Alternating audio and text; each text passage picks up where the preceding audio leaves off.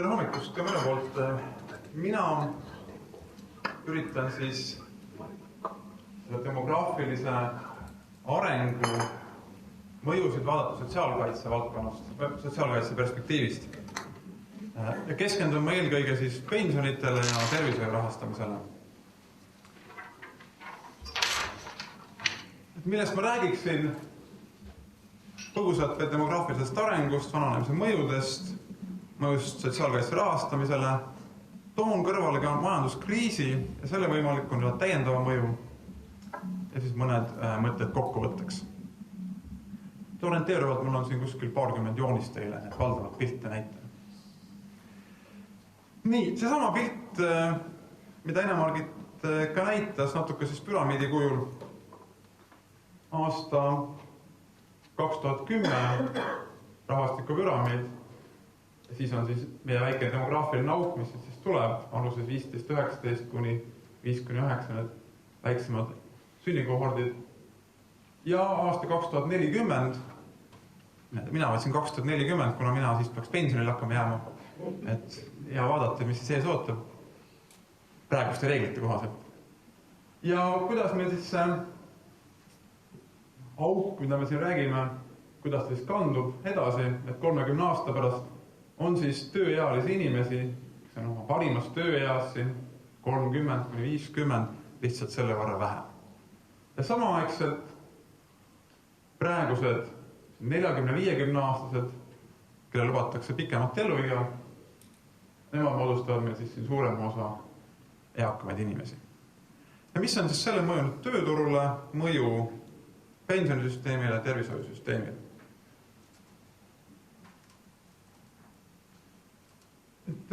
Mida see vananemine tähendab? Nagu me nägime, et meil Ene-Margit Tiit ütles ilusti, et ei ole väga suur mure meil rahva arvus, kuid tõepoolest küsimus on struktuuris. Et meil on rohkem eakamaid inimesi, püramiidi ülemine ots on meil suurem, vähem tööealisi, alumine ots on meil saledam. Ja eks neid mõjusid on väga palju loomulikult, aga esiteks toimub muutus tarbimise tasemes ja struktuuris, tarvitatakse erinevaid teenuseid, erinevaid hüvesid, sealhulgas ka sotsiaalvaldkonna teenuseid, nagu oli juba mainitud siin hoolekanne. Toimub muutus sotsiaalkaitse hüvitiste saajate arvus, eelkõige siis pensionid, kuid ka peretoetused, kuna neid võib vähem maksta.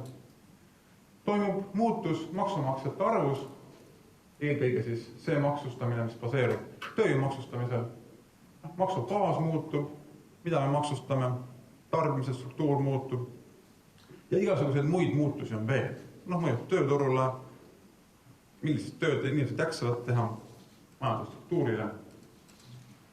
Millele mina keskendun on siis siin 2, 3 ja 4 ehk kuidas toimub mõju hüvitiste saajate arvu muutusele, maksumaksjate arvu muutusele ja mis võiks tähendada maksubaasi osas.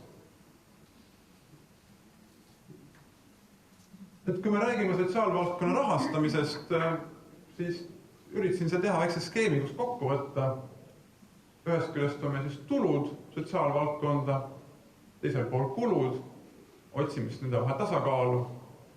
Tulud tulevad kahelt poolt, üks on solidaarne panus, olgu ta siis põlvkondade sisene, nagu näiteks meil töötuskindlustus, või põlvkondade vaheline, nagu näiteks pensionisüsteem ja tervishoid valdavalt. Kas see on lahendatud siis läbi maksude või kohustuslike kindlustusskeemide või läbi muude riigieelarve kohalike omavalitsuste tulude. Ja tulude pool on siis individuaalne panus, olgu siis oma osalus nagu tervishoius, täiendavad kogumisskeemid pensionisüsteemis või mingid muud vabatahtlikud kindlustusskeemid. Ja kulude pool sõltub loomulikult siis sellest, kui suur on vajadus ehk kui suur on see sotsiaalsete riskide ulatus. Olgu need, mis on siis teatud mõttes määramatud, haigestumine, tervis, töötus, või ka see, mida me kindlalt ette suudame prognoosida, vanadus, või ka laste arv. Ja loomulikult see paindlik koht on siis meie eelistus, kui suurt, kui laia sotsiaalkaitset me tahame, missuguseid riske me tahame katta, kui sügavalt, kui suured on need hüvitised, mida me tahame maksta. Ja loomulikult kulusid mõjutab see, kui kallilt me mingid teenuseid pakume, millised on ressursside hinnad, kui efektiivne on sotsiaalkaitsesektor tervikuna. On selge, et sektori efektiivsus, kui selline peaks olema tagatud alati. Seega pigem, millest mina räägin täna, on sotsiaalsete riskide ulatus ja räägin siis tulude poolest.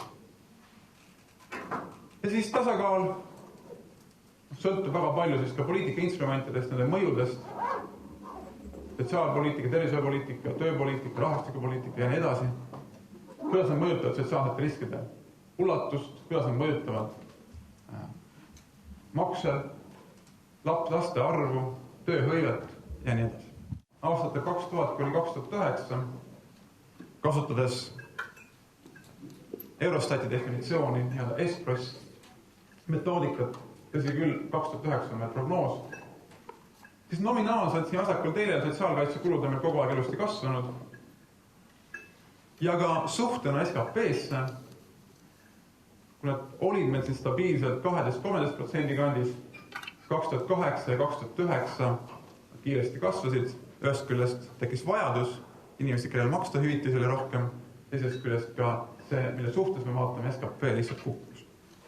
Kui selge, et sotsiaalkaitse kulude osakaal SKP-s, 2009–2010 on peaaegu 20% juba. Et me tihti opereerime ka siin igapäevastes kõnelustes ikka veel nende mineviku andmetega 12–13, mida me kohtame, et tegelikult peaks tähelepanu juhtima sellele, et me oleme juba kõrgel. Tõsi, see hakkab uuesti alla tulema tagasi mingil hetkel, nii kuidas SKP kasvab ja nii kuidas ka hüvitiste saajate arv väheneb või hüvitised lõppevad, nagu näiteks töötushüvitised. Ja paralleelselt siia tegelikult oleks hea vaadata ka seda, et valitsussektori kulutustest, kui üldse meil valitsussektor, keskvalitsus, sotsiaalkindlustusfondid, kohalikud omavalitsused, ka kogu kulutustes, kui stabiilselt meil sotsiaalkaitse moodustas kuskil 40%, siis on ta tõusnud siin pea 47% 2009. Et iga teine kroon, võiks öelda, läheb meil sotsiaalvaldkond läbi valitsussektori. Kui me vaatame sotsiaalvaldkonna kulutuste struktuuri, siis see struktuur loomulikult ei muutu nii palju ajas. Sellepärast, et selles struktuuris kõige suuremad kulutused, siit alt 3. värviline senakas on vanaduspensionid, kulud ja siis üht-teist veel, mis on seotud vanadusega. Et praktiliselt siis sotsiaalkaitses kuskil 40% on seotud vanadusega. Teine suur valdkond on siis tervishoid ja ülejäänud siin on, kus me oleme suhteliselt suur osakaal veel võrreldes Euroopaga, on siis perepoliitikale minevad kulutused, puue, töövõimetus, alt siin teine. Ja mis on kasvanud, tõsi siin joonis on nüüd kehvasti küll näha, 2009 juba on siis tõesti töötuse osakaal, mis muidu oli meil väga marginaalne, ei olnud ei hüvitis, ei olnud aktiivset tööpoliitikat, või 2009–2010 on ta siis tegelikult päris suur.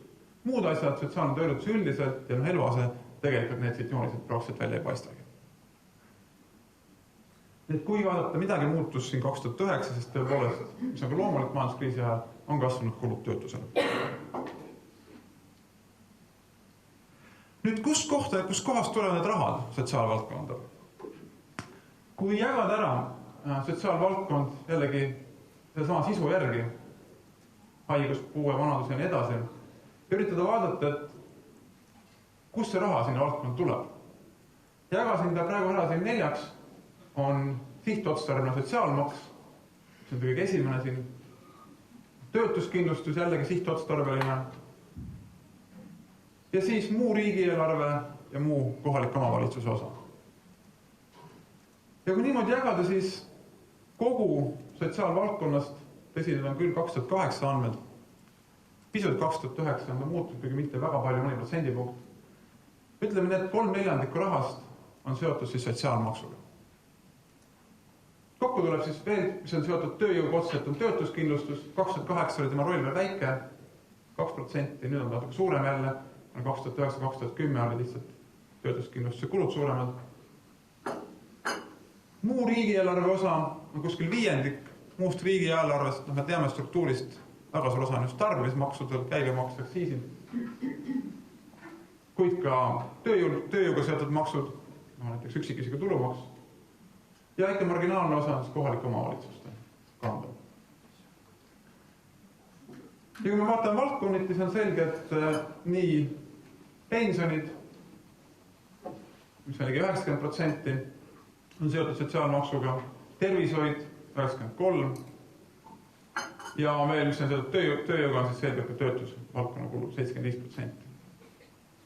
Ülejäänute puhul on siis, eelkõige vaatame näiteks siin perepoliitikat, kulutused peredele, need tulevad siis kõik riigieelarvest. Väga väike osa, mis on seotud siis sotsiaalmaksu. Osa läbi haigekassa raadatud sünnitushüvitis. Nii et seega, kui me siit etteruttavalt vaatame, kui me räägime rahvastiku vananemisest, sest tegelikult me juba siin näeme seda, et kui meil tööealiste inimeste arv hakkab vähenema, ehk siis see sotsiaalmaksu baas hakkab vähenema, kuid eakate arv hakkab kasvama, ehk see vanadusele minevate kulude osa suureneb ja ka tegelikult kulud tervishoiule pigem suurenevad, siis siin me näeme, et need käärid hakkavad nagu nüüd suurenema. Maksubaas, kus me raha võtame, hakkab vähenema ja kulud hakkavad suurenema. Ja siit tegibki dilemma, et mida me siis teeme edasi. Ja see on üks küsimus, täna mida võiks mõelda. No näiteks muidugi, mida ei tule, mis on valik alati, on see, et nüüd tervishoiu näitel, et me võime alati suurendada muidugi inimeste oma osalust. No näiteks, et siin joonisel inimeste oma osalust tervishoiu valdkonnas pole üldse sees. See on ainult solidaarselt rahastatud osa. Üks variant võtame tervishoiu oma osalusena juurde, näiteks mis on praegu 2007 siin ligi 5. Ja lihtsalt suurendame selle arv.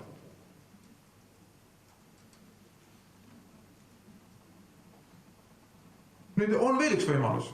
On võimalus kasutada siis välisabi struktuurifond või müüa õhku süsinik dioksiidi, neid kvoote. Kus me oleme välisabi kasutanud edukalt, on aktiivne tööpoliitika. Ja siin võiks näidata, et kui 2004 meil midagi veel polnud kasutada, siis aastast 2010 see prognoos on kuskil 77% aktiivse tööpoliitika rahadest tuli tegelikult väljastpoolt Eestit. Kas see sama asi on võimalik ka tervishoiu valdkonnas, pensionide valdkonnas? Ilmselt mitte. Me räägime, et ka kulud on nii suured ja vist ka reeglid väga hästi ei luba seda. Majanduskriisist, kuidas see majanduskriis nüüd kogu seda asja veel võimendab? Ma loodan, et me küll liiga pessimistlikult juba. Enemargit oli väga optimistid. Siin ainult pessimistlikult toonid tulevad. Kõigepealt see sama sotsiaalmaksu baas ehk hõivatute arvu kasv. Siin on kaks joont, üks on hõivatud Eesti tööjõuuringu andmete kohaselt ja prognoos 2011, 2012 ja tulumaksumaksjad Maksuameti andmetel. Me näeme, et see suur tipp, mis meil oli siin aastal 2007-2008, ligi 650-660 000 töötajat, kukkus meil siin kuni 560 000 peale, on õnneks taastunud natukene juba. Ja no nüüd võib arvata, et ta siin tõuseb kuskil 580 000 peale. Väga kiiret tõusu näha küll veel ei ole. Kuid on selge, et siin lähema paari aasta jooksul, siis järgmine valitsemisperiood 2011-2014, me ei näe siin mingit väga kiiret kasvu. Seega taastumine sotsiaalmaksu baasis ehk hõive baasis või hõives on ilmselt aegune. Ja seda me näeme ka nüüd, kui me hakkame vaatama meie pensionisüsteemi tulusid kulusid. Nüüd vahepeal veel, et mida see majanduskriis veel mõjutab, on see, et lisaks sellele, et meil lühiajaliselt on hõivatute arvu langus, on see, et osad inimesed lahkuvad siit hõivest ka jäädavalt ära. Nad ei olegi enam potentsiaalselt siin kasvu sees. Kuhu nad lahkuvad? Nad lahkuvad muude sotsiaalkindlustussüsteemide kaudu tööturult välja. 3 numbrit siit. Üks on toimetulekutoetuse rahuldatud toetuste arvu kasv 2009 kuud võrreldes 2010 kuuga. Me näeme kasv 68%. Töövõimetuspensionärid samal ajal kasvasid 8,4% ja enne tähtaega vanaduspensioni saajad kasvasid 14,3%. Kui ütleme siin toimetulekutoetuste pealt vastu tullakse veel tagasi tööturule, siis samas töövõimetuse pealt ja enne tähtaegste vanaduspensionite saajate seast tööturule tagasi tulejate arv on tühine võiks öelda, väga väike. Ja see on see, mis on pikaajaline mõju, need inimesed lahkuvadki tööturult ära. Ja samas nad suurendavad ka meie sotsiaalvaldkonna kulutusi.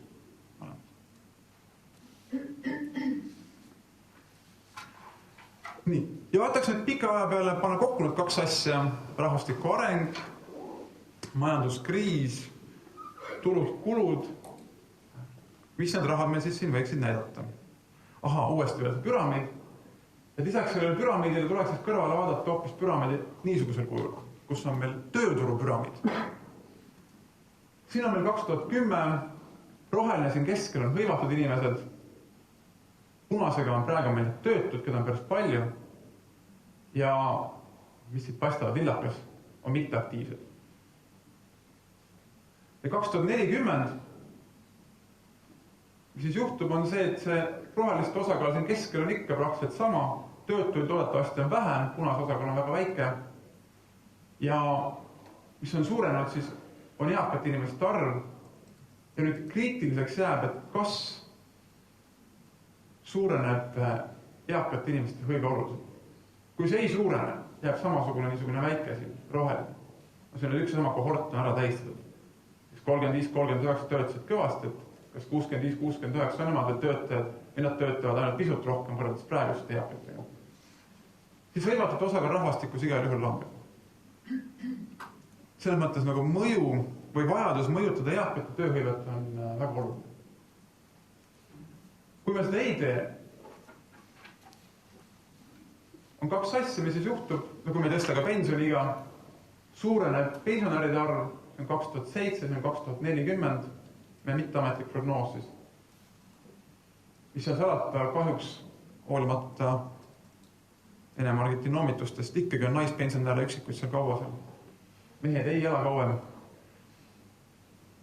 Vähemalt mitte niivõrd, et ennast suudaksid olla kaaslasteks naistele. On kasvab pisut ka ilmselt töövõimetuspensionäride arv, tänu sellele, et pensioni iga tõuseb, siin on meil 60-64, need veel vähe, pensioni tõusuga toimub väikene kompenseerimine, inimesed liiguvad töövõimetuse kohalt tööturult välja. Ja kokkuvõttes tähendab see seda, et hõivatute arv, need, kes meil sotsiaalmaksu maksavad, isegi kõige optimistikemate stsenaariumite kohaselt, mida me praegu kasutame, see arv hakkab praegu kasvama kuskil siin aastani 2030. Me tuleme majanduskriisist välja lihtsalt. Kuid pärast seda hakkab demograafia mängima, midagi teha ei ole. 2030 edasi. No tõsi küll aastani 2060 prognoosid on muidugi hull julge tükk. Ja samal ajal pensionäride arv, mis on siin kuni aastani 2030, majanduspensionäride arv on praktiliselt stabiilne, tänu sellele, et pensioniiga tõuseb meil naistel praegu ja pärast mõlematel. Üldine pensionäride arv kasvab pisut tänu töövõimetuspensionäride arv kasvule. Kuid siin 2040, kui julgeme teha prognoosi veel pikema aja peale, on selge, et siis hõivatute ja pensionäride arv suhe väheneb meil oluliselt. Seega neid inimesi, kes meil siin sotsiaalmaksu maksaks, muutub aina vähem, ja need, kes sotsiaalmaksu tarbiks, neid tuleb aina rohkem juurde. Ja samamoodi sotsiaalmaks ka inimese kohta lihtsalt hakkab vähenema, seega ka tervishoiu rahastamine, mis oleks meil sotsiaalmaksupõhine, satub selles mõttes surve all, kui me tahame pakkuda samasugust teenuste hulka. No näitamaks, kuidas siin võiks see asi mõjutada meie kõige suuremad kuluallikad pensionisüsteemi. Kui me olime siin 2002-2007 enam tasakaalus oma riiklikus pensionisüsteemis, siin majandusbuumi ajal ja nüüd majanduskriisi ajal, mis toimus, oli pensionide väikene tõstmine veel ja hõive langus, meil tekkis see päris suur defitsiit, mida praegu maksame muudest riigieelarve tuludest. Lähiaastatel tuleb meil peale teise samba maksete kompenseerimine, mis vähendab laekumisi esimesse sambasse veelgi, et siin see vahe kindlasti ei vähene. Pikemas perspektiivis hakkab hõive meil kasvama, pensionit indekseerimised hakkab kulud vähenema. Mingil hetkel 2030, kui pensioni ea tõus on pidurdunud, hakkab teda mängima demograafia. On küsimus, et mis saab siit edasi, kas selleks ajaks need kõverad on kokku jooksnud või mitte. Tervishoiu puhul tegelikult sotsiaalmaksu laekumine on praktiliselt siis siin protsendil SKP-st muutumatu, et see sõltub lihtsalt tegelikult kuludest, mida me kulutame. Et kuidas nagu nüüd võtta kokku need pildid? Sotsiaalkaitse rahastamine on meil Eestis ikkagi suures osas seotud töömaksudega, sihtotstarbeliste maksudega. Ja töömaksudest meil praegu sõltuvad just rahvastiku vananemise suhtes kõige tundlikumad valdkonnad, nagu kulutused siis pensionitele, kulutused tervishoiule. Nüüd lühiajaliselt meil need töömaksud kõik langesid majanduskriisi tõttu. Et kui vaadata, millised olid poliitika valikud, mida tehti, siis tegelikult erinevate kindlustusliikide puhul reageeriti erinevalt. Et töötuskindlustusmakse puhul, mis on nagu põlvkonna sisene solidaarsus, seal tõsteti hoopiski makset, me suurendasime töömakse. Tervishoius võeti lähenemiseks, et me vähendame teenuste hulka või seda sotsiaalkaitse laiust, olgu kas või ajutuste töövõimetushüvitiste piiramisega esimestel päevadel. Või me pikendasime järjekordasid. Või me alandasime hindu. Pensionide puhul seevastu me siis otsustasime rahastada muudest maksutuludest, üldistest tuludest. Et see nagu tegelikult ka näitab iseenesest need kõike samas kolme valikut, mis ka meil pikas perspektiivis on ees. Kas me tõstame makse, kas me vähendame teenuseid või me üritame leida siis muude tulude kulude arvelt seda. Ma ütlen küll etteruttavalt veel mõned küsimused panna, mis minu jaoks vaadates need numbrid tekivad. Et kas see majanduskriisi ajal toimunud mudel, kuidas me katame puudujääki sotsiaalvaldkonnas, kas see jätkub ka siis pikaajaliselt, et näiteks pensionite puhul me võtame muudest tuludest, kas tervishoiu puhul me kärbime, kui vaja. Lähemate aastate küsimus, mis minul tekib, on see, et mida me teeme 2014-2017, mida väga palju ei ole puudutatud ka minu meelest valimisaastas debattides. Kas me jätkame sinna teise sambasse kõrgemad makseid ka siis, kui esimene sammas on endiselt defitsiidis? Või mille arvelt me rahastame selle puudujäägi? Ja tervishoiu puhul ikkagi jääb pikas perspektiivis küsimus, et kas me vähendame solidaarselt rahastatavat osa või me suurendame teiste maksude osakaalu, ehk siis üldiste riigieelarve tulude osakaalu. Minu poolt kõik, aitäh! Aitäh, Andres, väga palju mõtlema panevaid küsimusi. Nüüd on saalis olijatel võimalik omalt poolt küsida. Katariina, sinna palun üks mikrofon.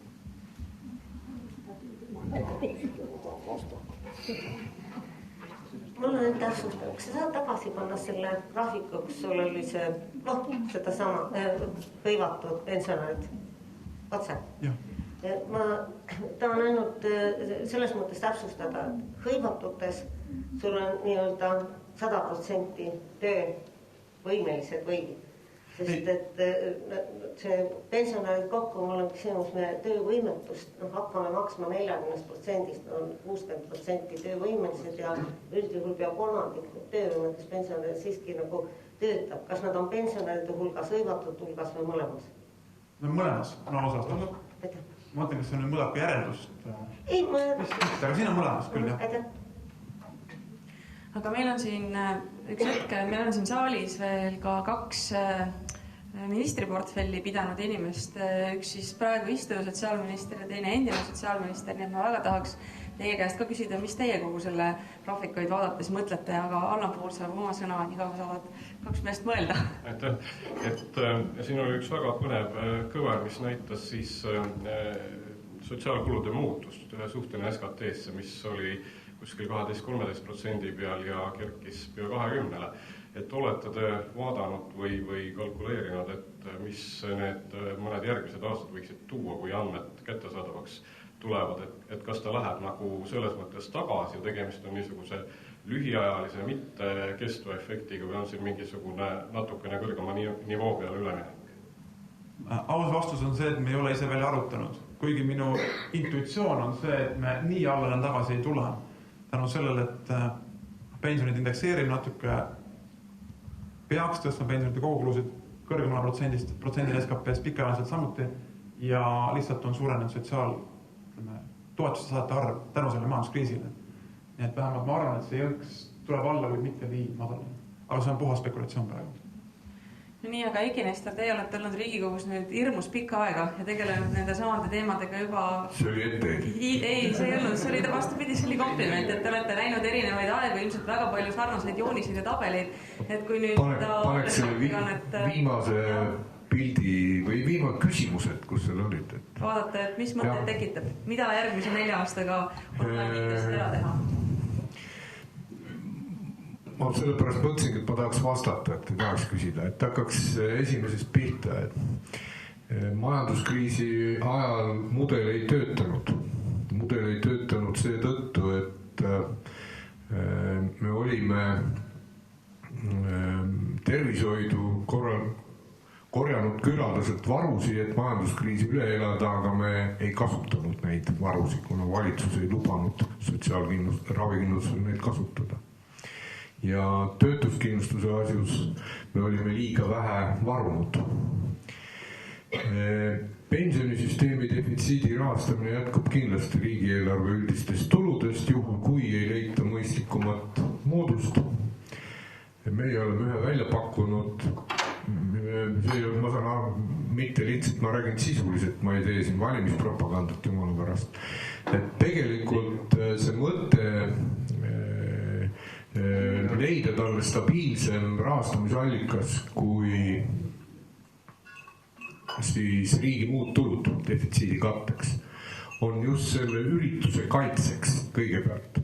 Et kui me näiteks lepime kokku ja rahastame seda võlakirjade abil, siis on kindlam, et kogu see kogumispensioni üritus liigub edasi. Siis ei tehta neid vigureid, mida praegu tehti ja millest mul on väga kahju. Ja jätkub ka vastus 3. küsimusele on olemas, et see defitsiit on ju ette planeeritud riiklikus pensionikindlustuses, see on kõik seotud selle 4%-ga, mida riik teie kogumispensioni kontole paneb. Ja Rahandusministeeriumi arvutustes, kui võrgujoonisel jäid seal 2 joont jäid lahku, siis Veiko Tali arvutustes nad lähevad kokku. Ja see, kui mind mälu ei petta, see peaks olema enne aastat 2040. Tervishoiu puhul on, ma tahan Praxist tänada nende mõttehommikute eest, mis siin ennem on. Siin on jätkuvalt vastus sama. Et täna me oleme rääkinud siin ainult vananemisest ja seotud kuludest. Tegelikult tervishoius on veelgi olulisem see, et kõik see uus, mis tuleb, maksab rohkem. Ja see ühiskonnast tehtavad kulud seega suurenevad paratamatult. Ja muud lahendust mina küll ei näe kui see, et lihtsalt riigi muudest tuludest suunata tervishoiu tarbeks raha juurde. Aitäh nende mõtete eest, see tähendab, et mingi teine valdkond jääb natukene rohkem kuivale paratamatult, aga Hanno Pevkur, palun. No nii, jah, aitäh. Ega laias laastus lühivastused Eiki poolt ju adekvaatsed, eks ju. Teatud erisustega, millega ma jään eriarvamusele, et mis puudutab nagu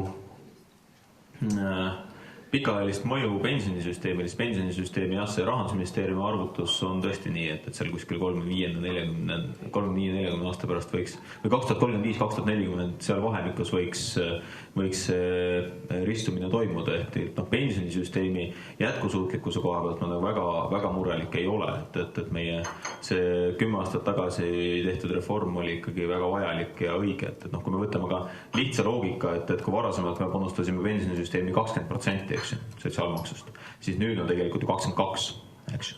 Et meil on 20% esimesse ja teise sambasse pluss inimese 2% endalt juurde. Nii et summa summarum koguproduktina pensionikassasse minevad vahendid juba peaaegu 10 aastat on 2% suuremad, kui nad olid 10 aastat tagasi. Eks? Et sellest tulenevalt ka nagu seda üldist pensionimuret ei ole. Tervishoiu koha peal kindlasti on suurem mure. Üks on jah see, et see tehnoloogia uueneb kõik. Teine pool on jah see, et mis need võimalikud valikud nagu on. Et kui me võtame tõesti SKP, ja see oli ka küsimus, et kas SKP-sse suhe väheneb või jääb kõrgeks, siis tõesti, et minu arust nagu SKP ei olegi hea võrdlus üldse. et SKP kõigub meil kogu aeg ja tegelikult tuleks vaadata valitsussektorit, ütleme jooksva aasta eelarvet. Et kõikide riikide puhul jooksva aasta eelarve võrdlemine on oluliselt adekvaatsem, et ka seesama, et meil on ta tõusnud, ütleme, kui me võtame lihtsalt SKP 12-20 peale, suurepärane tõus, kahekordne peaaegu, eks ju. Ja kui me võtame ka ravikindlustuse, siis ravikindlustuse tõus 5%-lt 7%-le, mida, sul Andres siin ei ole, aga me teame kõik, et 5-7-le ta juba on tõusnud 7% SKP-st, kogu maailma ja Euroopa võrdluses täiesti adekvaatne number ja Euroopa keskmist vaikselt juba ületav, eks. Et selles osas ka kriisiaastatel meil see SKP kukkus nii palju kiiremini, et meie reservid tervishoius ja muud otsused on tähendanud seda, et meil see suhe on okei. Samamoodi, kui me võtame jälle lihtsalt statistikast, me peame kõik ühtemoodi aru saama, eks. Et kui me võtame ka inimeste oma osaluse, siis ta oli meil seal tipp 2006. aastal oli 26% ja nüüd me oleme alla kukkunud 20 peale. Eks ju, et inimeste oma osalus on kukkunud 20 peale, mis jällegi Euroopa võrdluses on täiesti madal number. Et Euroopas inimeste oma osalus tervishoius 20% peal on suhteliselt vähestes riikides, Euroopa keskmine seal kuskil 23 peal. Et jälle justkui väga hea, eks, aga see sotsiaalkaitsekulud jooksva aasta eelarvest on palju adekvaatsem number ja ka siin see 40-47 tõus tegelikult näitab seda meie trendi. Ja selle trendiga kindlasti tuleb nagu arvestada, et ta sealt, ütleme sealt 47 suure tõenäosusega ta on ikkagi väga palju alla ei kukku, et meie riigieelarve nii palju kasva, teiselt poolt ka sellest kasvust väga suur osa ikkagi moodustab sotsiaalkaitse tervikuna, nii tervishoid kui sotsiaalkaitse muud kulud. Nii et mõtlen, et kui lihtsalt statistikat vaadata, siis on kõik väga hästi. Et või ütleme niimoodi, et on liikumas sinna suunda meie, mida me siin pikka aega oleme rääkinud, et iga Põhjamaa, et sünde nagu on ja sotsiaalkaitsekulud on järjest kõrgemad, aga selge on see, et kui me rahastamise poolt vaatame, siis tervishoid on kõige murettekitavam ja tervishoius on kindlasti see, et me mis ma Eikiga nõus ei ole, on see, et miks ei lubatud reservi rohkem kasutada. Vaat sellepärast ongi see, et meil peab olema see tervishoiu rahastamine jätkusuutlik vähe pikemas perspektiivis, eks ju. Et kui me teame, et tööhõive nii kiiresti ei taastu, et siis meil võiks olla reservi ikkagi kasutada veel ka järgmisele, ülejärgmisele aastale, et kui me need oleksime 2 aastaga kuivaks võtnud, siis oleks 3 aasta pärast see kainenemine või pohmell, mis iganes pidi me seda nimetame, olnud ikkagi väga valus. Et siis oleksid need kukkumised olnud oluliselt kiiremad ja oluliselt valusamad ja see tõus ei oleks, ütleme, see uus tõus oleks olnud väga raske. Et täna me saame ikkagi enam-vähem selle tõusu suunata sinna tagasi, kus me ta ära võtsime, ehk see täiendav maksulaekumine läheb täiendavatesse ravijuhtudesse ja uutesse teenustesse. Et nii ta on, aga tervishoiu koha pealt lihtsalt kokkuvõtteks veel, et me peame kindlasti seda vaatama, et mida me tervishoius rahastame.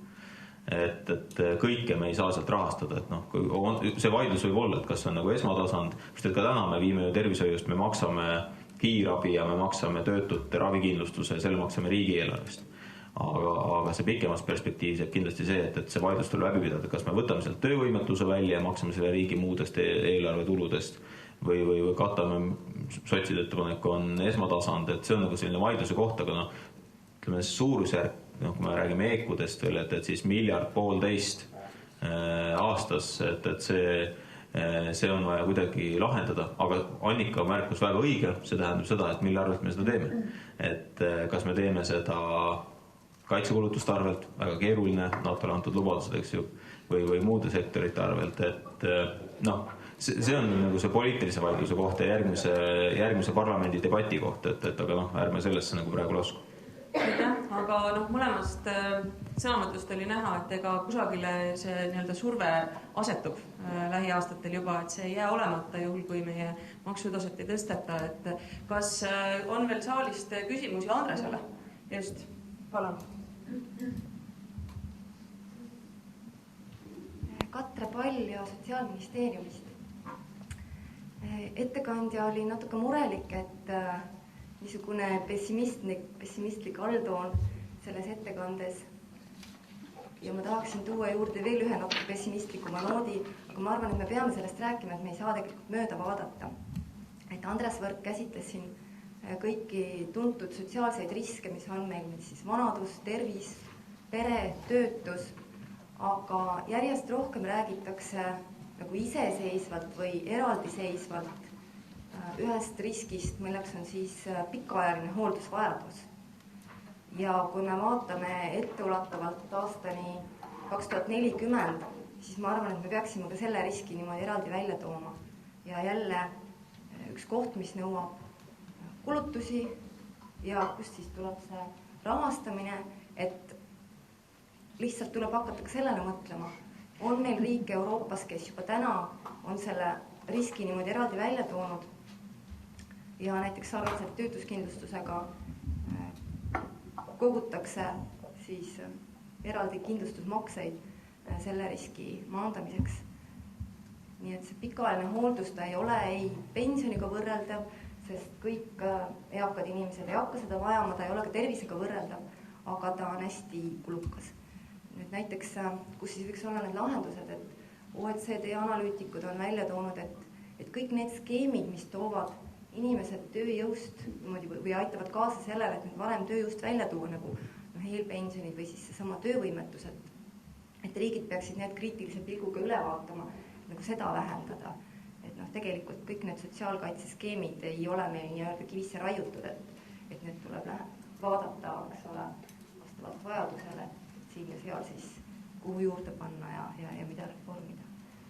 Aitäh, Katre, väga oluline teema ja ütlen siin kõigile veel, et 18. märts on OECD Eesti Public Governance Review avalik esitlus ja üks juhtum, mida nad on analüüsinud, on ka just seesamane teema, mida Katre puudutus, ehk siis need pikaajalised sotsiaalteenused, aga Eiki Nestor oli hirmsasti kibele.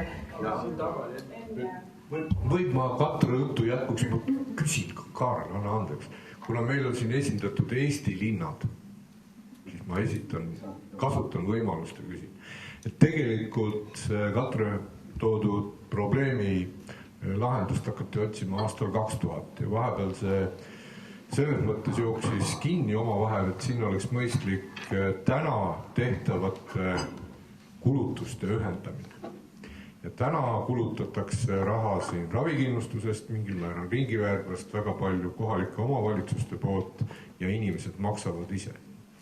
Ja tookord ka käed, ma saan aru, tõsteti püsti selle teemal, et ei suudetud vahendeid ühendada. Et ma küsin Eesti Linnade Liidu kõige targemad mehed, et mis ta prognoosib, kui omavalitsustega läbirääkimisi pidada, kas nad on nõus oma kohustused ära andma ja ka raha? Aga sellele peab küll Jüri Õigemast nüüd kohe vastama. Jüri, ole hea. Aitäh, Eiki. Sa tead ise, et ega ma ei oska sellele küsimusele adekvaatset vastust anda, kuna minu arust käes on praegu selline etapp, kus üritatakse leida ju selle instrumentaariumite hulgast neid, mis tegelikult toimiksid ja toimiksid mitte ainult ühekordse lahendina, vaid toimiksid pikaajaliselt. Küll ma oskan öelda seda, et tõenäoliselt see periood, kui me hästi selgelt räägime kohalike omavalitsuste funktsioonidest, riigi funktsioonidest, tõenäoliselt see periood hakkab otsa saama ja pigem me peame rääkima edasi partnerlusest. Kui hästi see välja tuleb, ma ei oska praegu öelda. Et see vastuseks sinule. Aga kuidas mulle paistab see protsess, mis täna kõne all on ja ma küsiksin endalt just nimelt selles masu kontekstis, et kui me räägime sotsiaalvaldkonna või sotsiaalabi või üldse sotsiaalsektori kulude osakaalust meie ühiskonnas siis minu arust võib ka ju jõuda sellele järeldusele, et me selles kriisiprotsessis oleme liikunud nagu rohkem sotsiaalriigi mudeli poole. Kui kulude osakaal SKP-s on tõusnud, ehkki võib-olla absoluutarvudes vähenenud, aga mudeli suund on selline.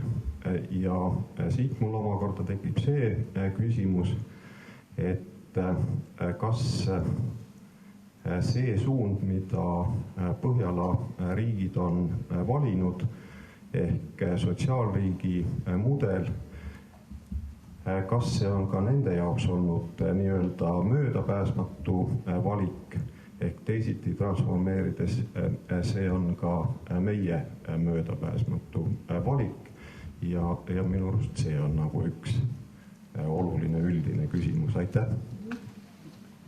Aitäh, nii et suur tööpõld ees selle sotsiaalkaitse teemal, aga palun Kaarel. Mul on küsimus ka, see tuleb lõpuks. Aga alustuseks ma ütlen seda, et mina kuulun Eesti ajaloo esimesse sellisesse sünnipõlvkonda, kellel on lapsest saadik kõht täis ja kes seetõttu keskmiselt kavatseb elada umbes 100-aastaseks. Pole mingisugust põhjust arvata, et näiteks 1960. aastatel sündinud inimesed ei võiks elada 100-aastaseks keskmiselt, sest kui möödunud sajandil tõusis keskmine oodatav eluiga 40 pealt 80 peale arenenud riikid, siis kus ta siis nüüd enam ei tõuse või äkki, et on lõpp käes? Ei ole. Sajandi keskpaigaks on see oodatav eluiga 100 aastat, eks ju.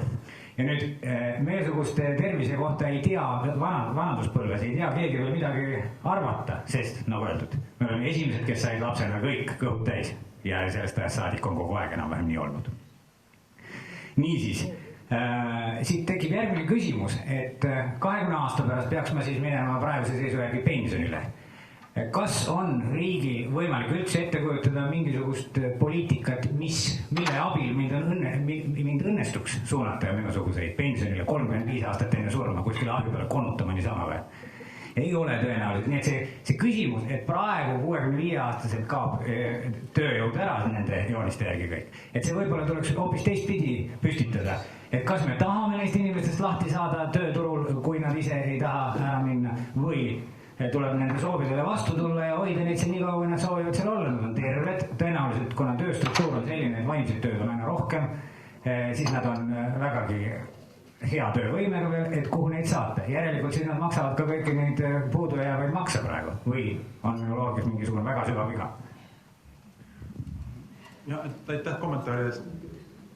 See on sama küsimus ongi, et kas 30 aasta pärast siin 70 aastat, 80 aastat, kas need jätkavad tööturul mitte?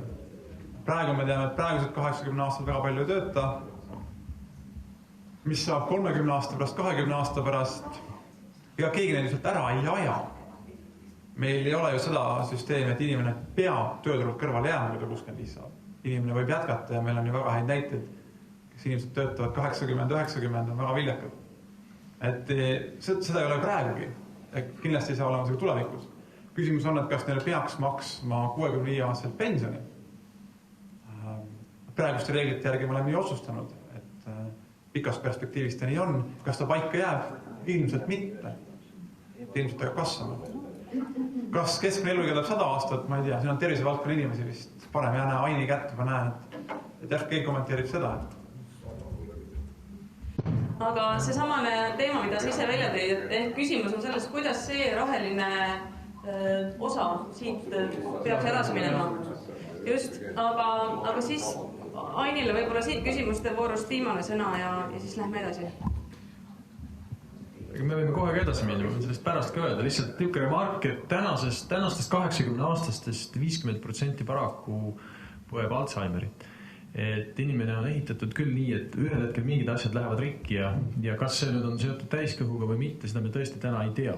Aga kõrges eas või ühesõnaga leida võimalusi, et nad oleksid vaimselt erksad, sest teised uuringud näitavad, et need, kes tõepoolest lähevad sinna ahju peale konutama, et nendel on see tõenäosus aruselgus ära kaotada suurem, nii et seda kindlasti tuleb teha, aga suur osa nendest siiski kujuneb või vähemasti väga suur tõenäosus on, et nad kujunevad koormaks.